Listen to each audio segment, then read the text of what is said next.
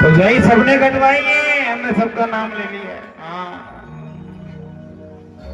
लेकिन भगवान के जो भक्त होते हैं ना भैया, सेवा लगना चाहिए। क्या करना चाहिए मेरी माँ?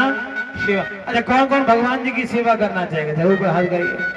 करना चाहोगे? हमारे बाबूजी बैठे पीछे पर्ची लेके, उनको कोई पर्ची नहीं कटवा रहा, वो ऐसे बैठे। जो सेवा करना चाहे वहां पर्ची कटवा ले।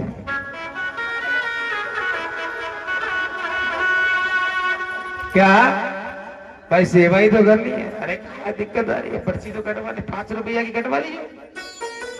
कहाँ है रे? सुखदेव जी महाराज, महाराज क्या हुआ? भगवान की कथा श्रवण करी। जब भगवान ने देखा, श्री भगवान शिव ने, बोले बाबा कहने लगे तुमने चोरी से कथा श्रवण करी है और चोरी से कथा सुननी नहीं चाहिए। देखो मेरे भाई बहन, जीवन में याद रखिए, यदि कथा हमारे यहाँ हो रही हो तो प्यारे घर में बैठे कथा नहीं सुननी चाहिए। कल एक कह रहा था कि हमारे यहाँ तो महाराज आवाज आती है, हम तो बैठे बैठे सुन लेते हैं। अब वो महाराज बैठ करके सुनते तो चोरी हुई कि नहीं हुई? कथा भगवान की पोथी के सामने बैठ के सुनना चाहिए। उसका प्रभाव अलग होता है, उसका भाव अलग होता है, और जब वो जीवन में उतरती है तो प्यारे उसका जीवन आनंद में हो जाता है। राधे राधे बोलना पड़ेगा और जोर से, और सुखदेव जी महाराज ने कथा श्रवण करी मां, और कथा श्रवण करी। अब जो मेरे भाई बहन भगवान की कथा, अमर कथा सुन लेता है, वो कभी मरता नहीं है। और प्यारे क्या हुआ? श्री भगवान भोलेनाथ त्रिशूल लेकर के दौड़े मारने के लिए। थोड़ा सा महाराज उन्होंने भी दिखावा किया पार्वती मैया के सामने। आगे आगे सुखदेव, पीछे पीछे भोलेनाथ जा रहे हैं। भोलेनाथ कहे तुमको छोड़ेंगे नहीं, मारेंगे महाराज। लेकिन बाबा से कहा कि बाबा हम भी आपके सामने आने वाले नहीं है, आप कितनी भी ताकत लगा लो हम हाथ में नहीं आएंगे। महाराज शरीर छोड़ दिया सुखदेव जी ने, आत्म रूप से दौड़ पड़े। नीचे बद्रिका आश्रम था, और बद्रिका आश्रम में व्यास जी की जो धर्मपत्नी थी, क्या नाम है जरा बताओ? अच्छा, ऐसा कोई व्यक्ति है कि जो बता सके कि व्यास जी की धर्मपत्नी का नाम क्या था? मैंने पिछली बार भी कथा करी थी, ये बोला होगा, 100% बात है। बोलो क्या नाम था? है जी बाबूजी, जानते हो? जानते हो क्या नाम था?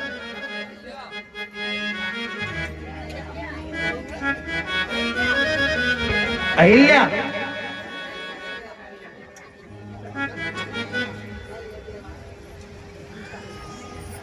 व्यास जी की धर्मपत्नी का नाम था बिटिका देवी। क्या नाम था? बिटिका देवी। क्या नाम था मेरी माँ? बिटिका देवी। और बिटिका देवी के महाराज अवस्था से चौथे दिन का समय था, उन्होंने केस सुखा रही थी और माथा धो के केस सुखा रही थी। और महाराज क्या, इधर से बिटिका देवी केस सुखा रही थी, उनको जमाई आ गई। और जैसे ही जमाई आई, सुखदेव जी ने देखा कि महाराज ऐसा मंदिर बार बार नहीं मिलता। उन्होंने क्या किया? उनका जमाई लेना हुआ, और आत्म रूप से सुखदेव जी माता के गर्भ में चले गए। और बाबा से कहने लगे बाबा अब बता कैसे मारेगो? बाबा कह रहे बाहर तो आवेगो। अरे 9 महीने में तो बाहर आओगे। उसने कहा 9 महीने क्या, 9 साल में नहीं आऊंगा। 9 साल क्या महाराज, तुम बैठे रहो, जीवन भर बाहर नहीं आऊंगा, आप बैठे रहो। क्या बाहर नहीं निकलेंगे? जब महाराज जीवन भर आप बैठे रहना। और प्यारे बाबा बैठ गए। सुखदेव जी महाराज माता जी के, महाराज क्या हुआ, माता जी के गर्भ को ही मंदिर बना लिया। गर्भ से बड़ा दुख कहीं नहीं होता, उल्टा लटका रहता है इंसान। माता जी थोड़ा चटपटा खा लेती है तो मिर्ची ऐसी लगती है कि मरता नहीं है, सब काम हो जाता है। आपका हाथ कटाओ, उसमें थोड़ा मिर्च डाल के देखना, मालूम पड़ेगा। और आजकल की तो माताएं कितनी अच्छी है महाराज। डॉक्टर कहता है बेड रेस्ट है, रेस्ट बेड है तुम्हारा, ध्यान रखना, उतरना नहीं। ए सासू माँ सेवा करना, बहू की पोता आएगा। हाँ ठीक है महाराज। अब पोता के चक्कर में बेड रेस्ट चल रहा है। ए माता जी चाय ले आओ, देखो डॉक्टर ने मना किया ना, हम उतर नहीं सकते। हाँ चाय, अरे चाय के साथ कुछ पकौड़ी बना लो थोड़ी सी। अब वो खाती है, चाय पीती है गरम गरम, तो क्या होता है, बालक को अंदर मारा लगती है, त्वचा नहीं होती है, बहुत ज्यादा हमारा कष्ट सहन करना पड़ता है। इसलिए क्या सुखदेव जी महाराज कहते हैं, लेकिन भगवान का कोई भक्त हो ना, उससे कोई कष्ट नहीं होता। क्यों? उसको शरीर से कोई मतलब नहीं होता। और महाराज संत महात्माओं की पत्नी सब जानती हैं, जब घर में गर्भ हो तो प्यारे कुछ ऐसा नहीं खाना चाहिए जिससे गर्भ में कोई गड़बड़ हो। हम लोग महाराज जब गर्भ रहता है तो आपने देखा वो गरम मसाला इत्यादि खाते हैं, नहीं खाना चाहिए। कोई ऐसी चीज नहीं खानी जिसमें तेजता हो, नहीं, जितना हो सके उतना नॉर्मल भोजन करना चाहिए। इससे क्या होता है, बालक जो होता है बुद्धिमान होता है। क्या होता है? बुद्धिमान पैदा होता है। और महाराज जब बालक के 5 महीने का गर्भ में हो जाए तो भगवान की कथा प्रारंभ कर देनी चाहिए घर में, चाहे 1 घंटा सुनना चाहिए, लेकिन भगवान की कथा जरूर सुननी चाहिए। क्या? क्योंकि मेरे भाई बहन, जो बालक जो होता है गर्भ में, सुनता भी है समझता भी है मेरे भाई बहन।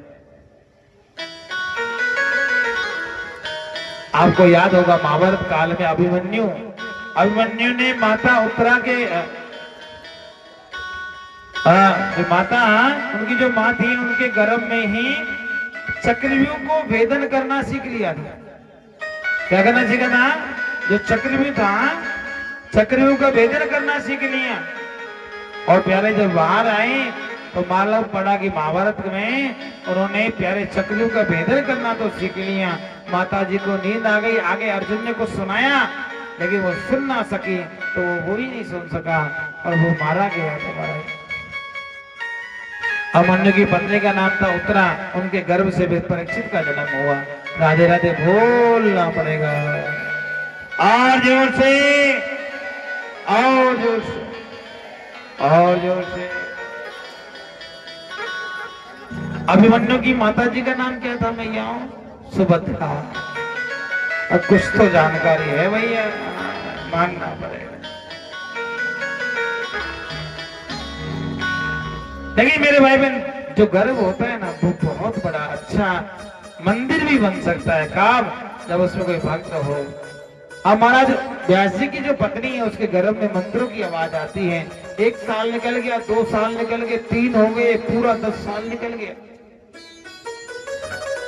बेटिका देवी कहती है, महाराज जी ये बालक तो हुआ, लेकिन 10 साल हो गए। किसी का बालक 9 महीने में होता है, किसी का हो जाए तो 10 महीने में हो जाए, किसी का 2 साल में हो जाए।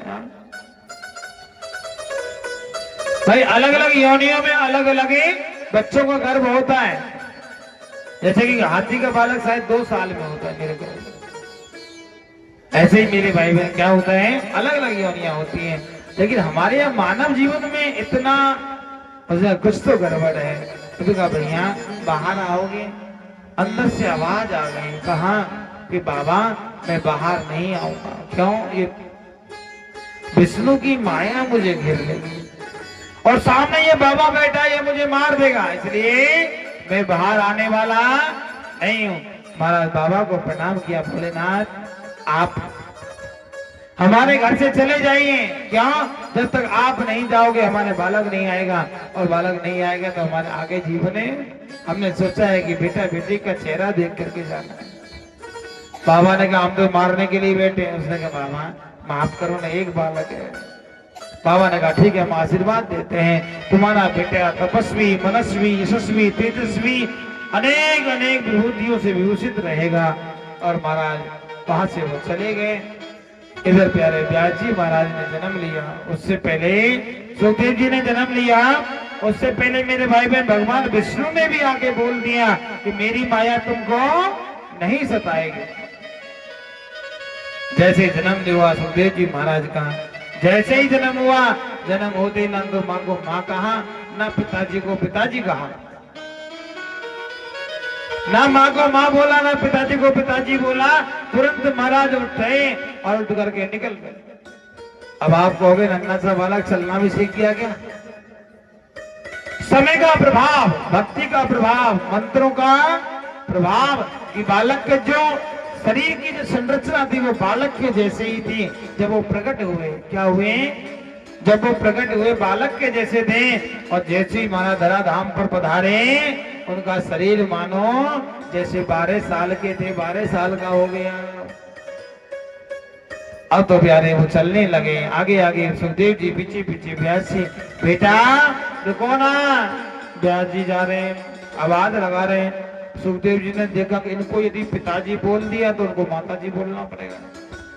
अब उनको माताजी बोला तो फिर बुआ जी भी हो जाएंगे, फूफा जी भी हो जाएंगे, चाचा जी भी, ताऊ जी भी, सब जी हो जाएंगे।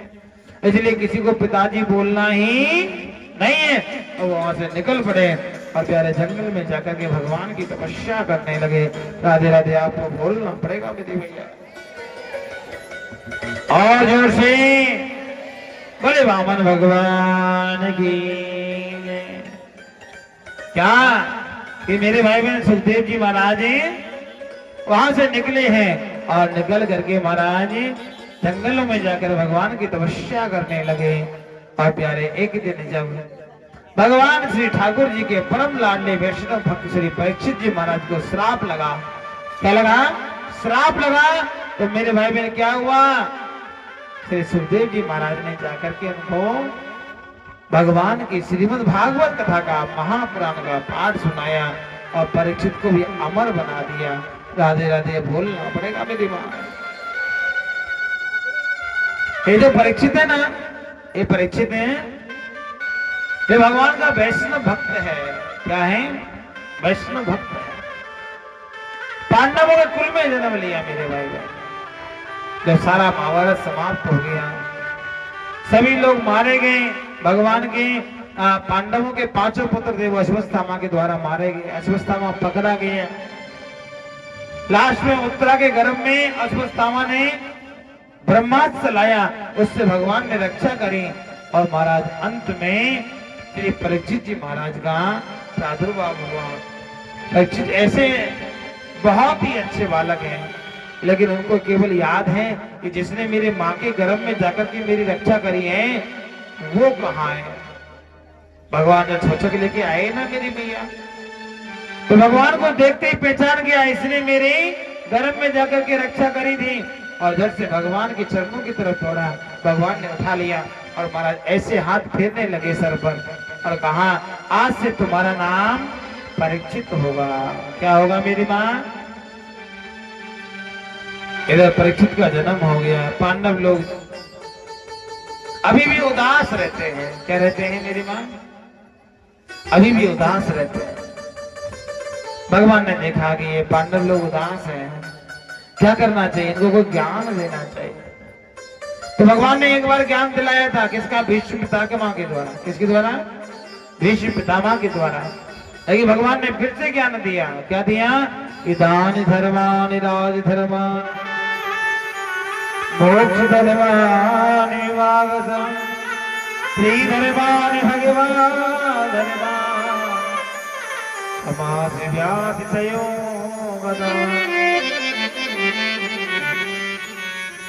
भगवान कहते हैं राजन, आपको इतना दुखी नहीं होना चाहिए। क्या नहीं होना चाहिए?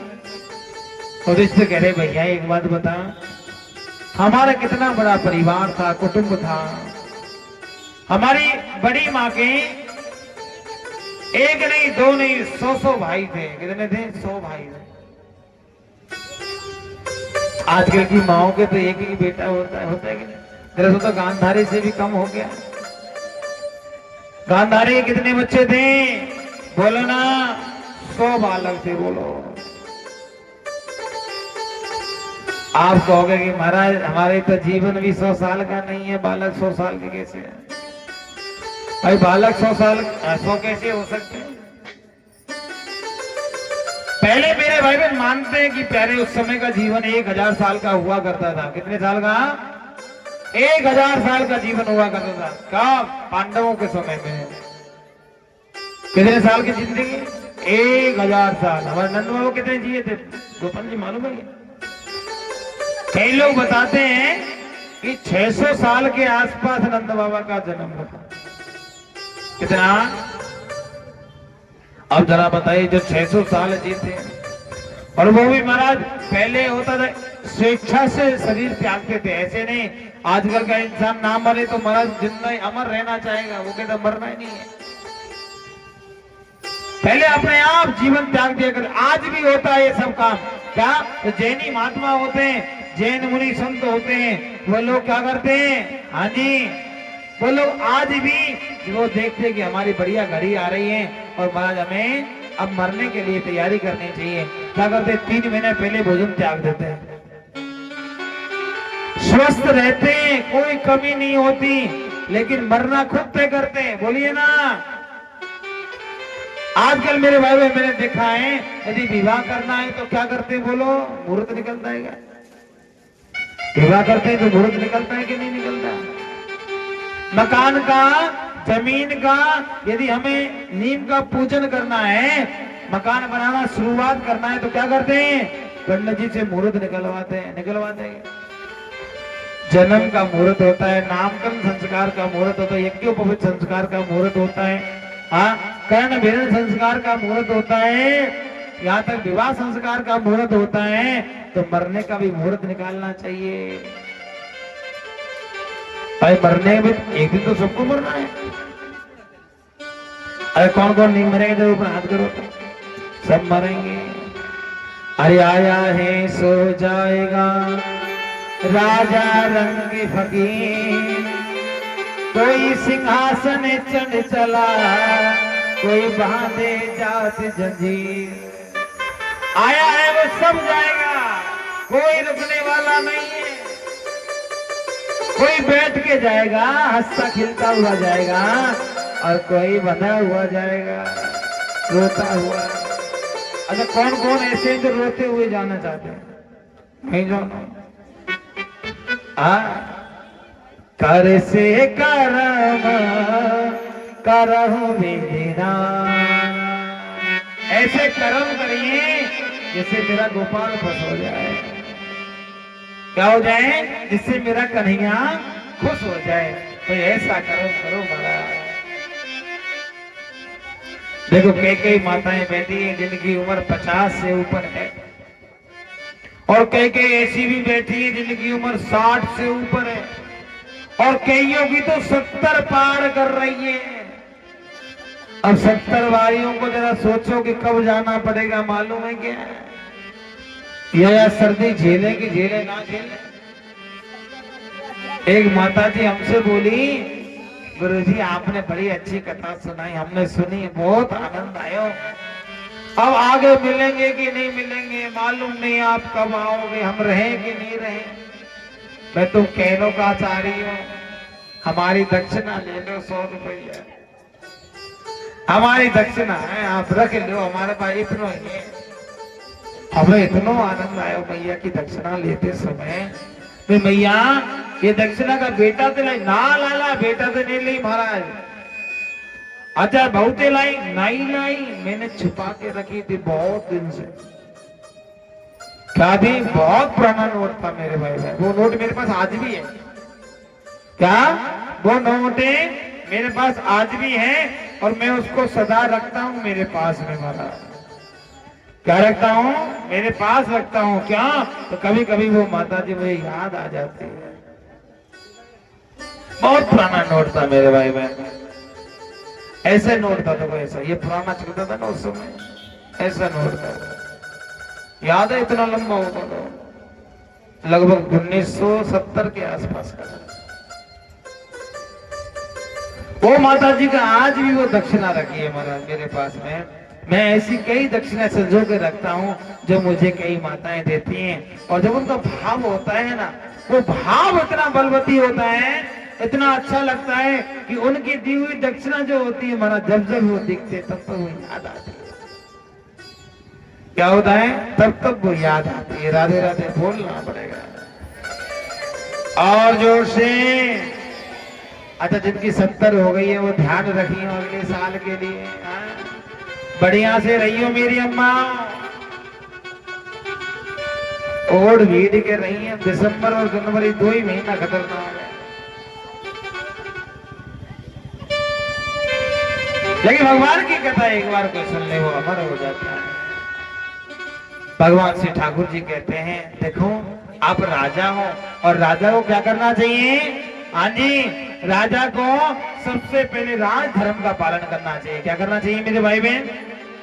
राज धर्म का पालन करना चाहिए। जैसे कि आपके यहाँ का कोई मुखिया है, कौन है बताओ तो? आपके इलाके का मुखिया कौन है? बोलिए ना, कौन है? आपके यहाँ का मुखिया भी तो होगा ना, कई लोग सरपंच होते हैं। आपके यहाँ का कौन है मुखिया? बिज्जल भाई परमार। क्या नाम है? बिज्जल भाई परमार। ऐसा व्यक्ति मैंने भाई देखो, अपना जीवन उसका कैसा भी रहे हमें कोई मतलब नहीं, लेकिन जो धर्म का क्षेत्र जो होता है ऐसा व्यक्ति भूतो ना भविष्यति। मैं तो कहता हूँ ऐसी माँ को मैं प्रणाम करता हूँ जिस माँ ने ऐसे बालक को जन्म दिया जो आपका काउंसलर है, लेकिन हमारे लिए तो वो हमारा यजमान है, हमारा एक चेला के जैसा है। और महाराज जो कह देते हैं वो कभी महाराज टालता नहीं है। मुझे भैया कुछ नहीं चाहिए, मैंने उससे दक्षिणा भी नहीं ली, समझो तो दक्षिणा लियो, लेकिन क्या उसको बोल लो कि ठाकुर जी की कथा करनी है हमारा। उसने कहा देखो इस भगवान की कथा में सबको फायदा होता है, इसलिए मैं तुम्हारे साथ हूं।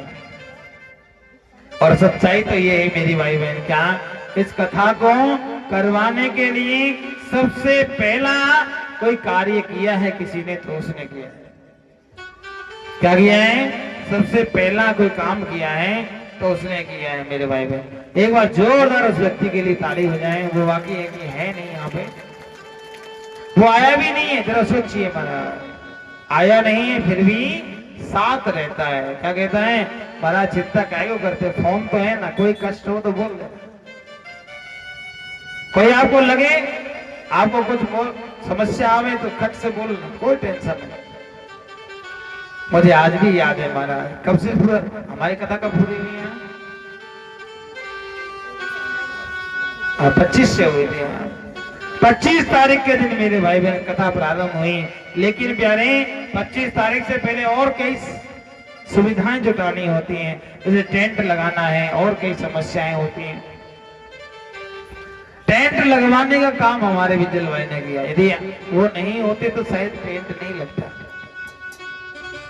महाराज यहाँ पर गाड़ी खड़ी, हमारे हम उधर थे दूर कहीं थोड़े पास में, फोन किया कि गाड़ी खड़ी है। मैंने की भाई गाड़ी खड़ी है तो गाड़ी को उल्टा कर दो। नहीं गाड़ी उल्टी नहीं होगी महाराज। क्यों नहीं होगी? ये कथा करने से पहले टैक्स देना पड़ेगा। क्या करना पड़ेगा? कथा करने से पहले टैक्स देना पड़ेगा। अब मैंने की भैया टैक्स के तो हवलदार हमारे बिजल भाई हैं, उनको फोन करना चाहिए। तो मैंने उनको फोन किया महाराज, और फोन किया तो उन्होंने आकर के यहाँ बातचीत किया।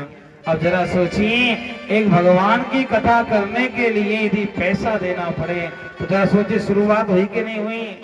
पिछले साल मैंने क्या कहा था कि 5 साल बाद कथा होना बंद हो जाएगी, शुरुआत हो चुकी है। यदि महाराज वो व्यक्ति नहीं होता तो यहाँ कथा भी नहीं होती, और कथा नहीं होती तो इतने लोगों को कैसे महाराज लाभ मिल पाता, जरा बताओ।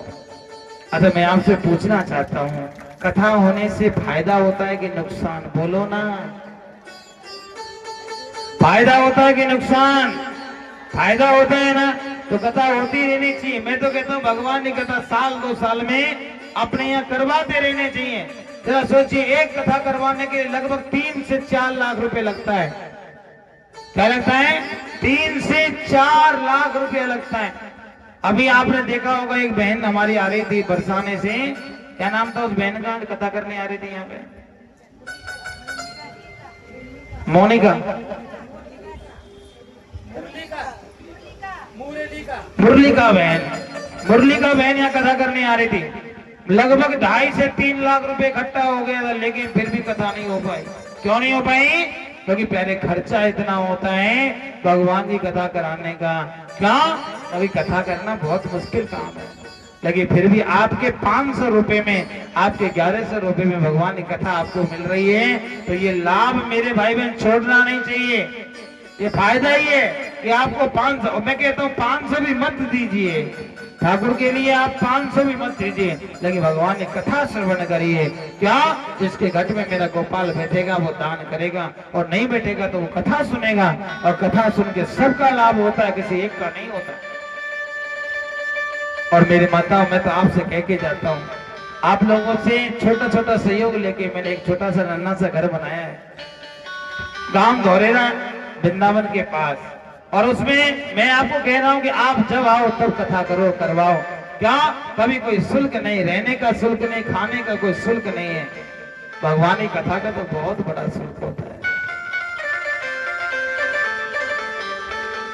इसलिए माताओं, मैं आपसे एक बात कहूंगा, अपने आप को भगवान से जोड़े रखो। एक बार हमारे बिज्जल भाई के लिए जोरदार ताली बजाएं, जिन्होंने इतना सुंदर काम में हमारा बहुत हेल्प किया है। ऐसा व्यक्ति ना भूतो ना भविष्य थी। कोई लोग कहते हैं कि महाराज कोई व्यक्ति कैसा होता है, कोई कैसा होता है, लेकिन इंसान बहुत अच्छा है। और परमात्मा, मैं तुमको एमएलए कहना शुरू कर दिया अभी। क्या? अच्छा व्यक्ति हो तो महाराज बड़ा होना चाहिए कि नहीं चाहिए प्यारे?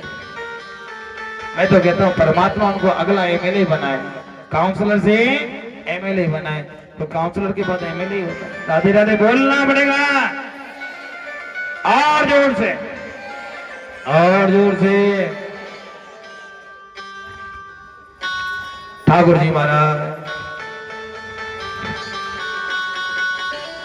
भगवान के भक्त बनने में जो आनंद है मेरी माताओं, अब जरा सोचिए, ठाकुर जी के भक्त बनकर के व्यक्ति को क्या नहीं मिलता, सब कुछ मिलता है। हमारे मोदी जी को देखिए ना, क्या नहीं, कहां शुरुआत थी और कहां से कहां पहुंचे, लेकिन भगवान की भक्ति छोड़ी क्या? लोगों ने महाराज कितने उनको उलाहना दिए, अरे देखो कितना ढोंगी है, वहां गुफाओं में बैठा है, वोटिंग यहाँ हो रही है, गुफाओं में बैठ के भजन कर रहा है। क्या कहते हैं कि हमने अपना कर्म कर दिया, फल देना भगवान के हाथ है, इसलिए अपना भगवान के पास चलना चाहिए। ऐसे ही इंसान को होना चाहिए। अच्छे अच्छे कर्म करो मेरे भाई बहन। मैं आपकी भी बढ़ाई करूंगा कब? जब आप अच्छे काम करोगे। और जब कोई बुरा काम करता है, वो कोई भी क्यों ना हो, बढ़ाई का पात्र नहीं होता है। राधे राधे बोलना पड़ेगा, और जोर से। और मैया देखो, हमको कोई दिक्कत नहीं, हम लोग तो 750 किलोमीटर से आपके यहाँ आते हैं। हमारा वृंदावन कितनी दूर है मालूम? 750 किलोमीटर है। 750 किलोमीटर से भगवान की कथा सुनाने आपको यहाँ आते हैं। जरा सोचिए, क्या सोच करके आते होंगे। हमें कुछ नहीं चाहिए, ना धन चाहिए, ना तुम्हारी दौलत चाहिए, ना तुम्हारा घर मकान दुकान चाहिए, केवल ना केवल तुम्हारा प्यार चाहिए। और यदि ये भी नहीं दे सकते तो महाराज कोई बात नहीं, अब की कथा लास्ट है, अगली कथा कहीं और ठाकुर करवाएगा। अच्छा, कौन कौन चाहता है कि अगले साल से भी यहाँ कथा होती रहे? चाहती हूँ तो महाराज अपने गुल्लक में 5-5 रुपया डालना शुरू किया करो। क्या किया करो? ठाकुर जी के लिए 5-5 रुपया आप शुरू किया, और मेरे भाई बहन जगह तो कहीं भी मिल जाएगी। क्या हो जाएगा? ठाकुर के लिए जगह कहीं भी मिल जाएगी। आपका 5 रुपए से कथा हो जाएगी, और भाई बहन आपके 5 रुपए से 5000 लोगों को लाभ मिलेगा। क्या मिलेगा? 5000 लोगों को लाभ मिल जाएगा, केवल 5 रुपया से। केवल 5 रुपए इकट्ठा करो बस। साल का मेरे भाई बहन बहुत हो जाता है। हम लोग अन्यत्र इधर उधर डाल के आते हैं, कभी डॉक्टर के यहाँ, कभी किसी के यहाँ, कभी किसी के यहाँ, कभी इधर उधर। इसके बजाय कन्हैया के लिए गुल्लक बना लो और उसमें डालो। और मैं ये नहीं कहता कि हमारे कभी नहीं, कोई भी कथा हो साल में एक बार जरूर करवाइए, कोई भी व्यास नहीं बिठाइए और भगवान की कथा करवाओ। राधे राधे बोलना। हमारा भगवान कहते हैं दान धर्मान सबसे बड़ा धर्म है। अपनी कमाई का थोड़ा सा हिस्सा भगवान के लिए देना। भगवान मतलब कोई भी काम हो, आपके पड़ोस में कोई यदि भूखा रह रहा हो, उस भूखे को भोजन करा दो, मेरा कन्हैया खुश हो जाएगा। आपके आसपास में कोई गरीब की बेटी का विवाह हो रहा हो, उसमें कन्यादान करके आ जाओ, और ऐसा कन्यादान करो कि उसको लगे मेरा कन्हैया खुश हो जाएगा। हम लोग कन्यादान करते तो हैं, लेकिन अमीरों के यहाँ करते हैं। मालूम है, यदि हमने एक वॉशिंग मशीन कन्यादान में दी, मेरे 2 बेटी हैं तो मेरे यहाँ 2 आ जाएगी, ऐसे कभी नहीं सोचना चाहिए। अदला बदली का चलता है हमारे यहाँ हिसाब नहीं। कन्यादान देकर के भूल जाना चाहिए कि हमें कभी कन्यादान भी किया था। मेरे भाई बहन, मेरा कन्हैया खुश हो जाता है जब कोई आपके यहाँ आता हो या छठ, और वो महाराज चाहे आपके पास एक चवन्नी हो, चाहे आपके घर में एक लड्डू हो, चाहे आपके यहाँ एक चपाती रखी हो, आप उसे भोजन करा दो, आप उसे कुछ उसके हिसाब से दे दो, वो खुश हो जाता है। अनेक प्रकार है मेरे भाई बहन ठाकुर जी को खुश करने के। कोई जरूरत नहीं है कि भगवान की कथा में खुश करना, नहीं, भगवान की कथा से ज्यादा और भी कई चीजें हैं। लेकिन प्यारे, मैं इतना ही कहूंगा, मेरे कन्हैया से नजदीकी बना के रखो, दूरी मत बनाओ। हमारे यहाँ एक कहावत है, संतों ने कहा है कि तन पवित्र सेवा की, मन पवित्र करे भजन, धन पवित्र कर दान सो, होए त्रिविध कल्याण। क्या? तन पवित्र सेवा की, मन पवित्र कर भजन। भजन करना है तो मन पवित्र हो जाएगा, और तन को पवित्र करना है तो सेवा करो। किसी भी मंदिर में सेवा करना शुरू कर दो। क्या कर दो?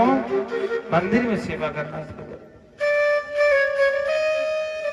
और यदि मेरे भाई बहन धन पवित्र करना है तो थोड़ा थोड़ा दान करना शुरू कर दो। जैसे हमारे राघव कैलिक जी, ये कल भी दिए थे, आज भी इन्होंने 201 रुपये ठाकुर जी बावन भगवान के लिए दिया है। इनके लिए जोरदार तालियां। बहुत बहुत साधुवाद, बहुत बहुत बधाई, बहुत बहुत शुभकामनाएं। ठाकुर जी आपको खूब आगे बढ़ाएं। और हमारे उमा सैनी जी, जिन्होंने बावन भगवान के लिए 1100 रुपये ठाकुर जी के लिए गौ दान दिया है।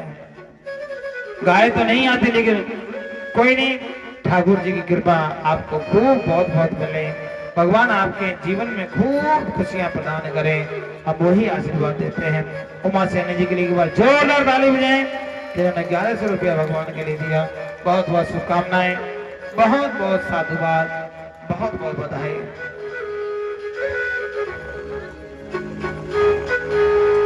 हमारे विनय बहन जी हैं, सिसोदिया हैं, इनके लिए भी बहुत बहुत साधुवाद। एक बार जोरदार ताली बजाएं इनके लिए भी।